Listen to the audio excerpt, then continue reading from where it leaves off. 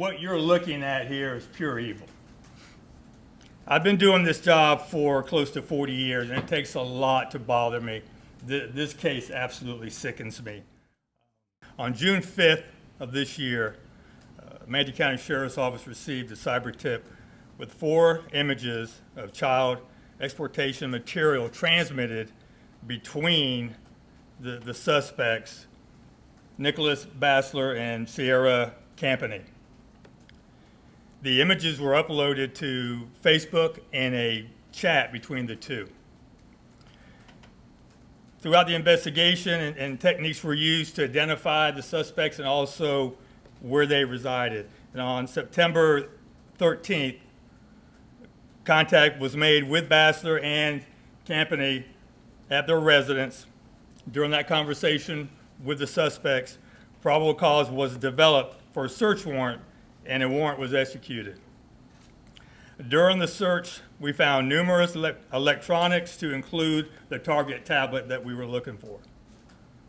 Drugs were also found at the residence.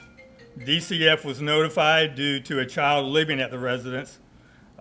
A drug test was given to Campany, and it was determined that she at the time was 9 months pregnant and tested positive for PCP. DCF did a safety plan during that time and placed the child with relatives due to the positive drug test. On September 14th, forensics on a cell phone showed video of Campany sexually battering a 3-year-old as well as a 10-month-old child. Campany was interviewed by detectives and confessed to sexually battering the 3 and 10-month-old child. At that time, she was arrested for capital sexual battery.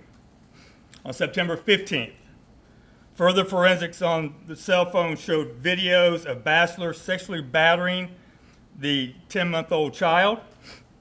An arrest warrant was drafted for Bassler, and he was located and brought back to our CAC division to be interviewed. During the interview, he made incriminating statements supporting the criminal charge. He too has been charged with capital sexual battery. We continue to use forensic techniques on all the devices that were located inside the residence. We know that we have another victim right now, a 10-year-old child. So Bassler has also been determined to have sexually battered that child. We'll be having more charges forthcoming. I'm here today because we believe that we have more victims out here.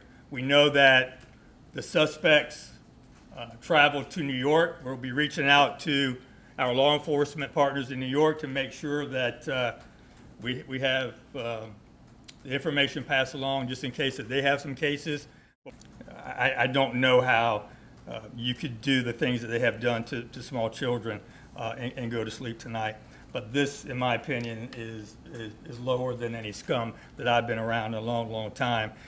This is a mandatory life in prison, and I'm glad to say that hopefully that's where they will spend the rest of their life, and we'll get them away from any of the children living in Manatee County. And that's my biggest fear.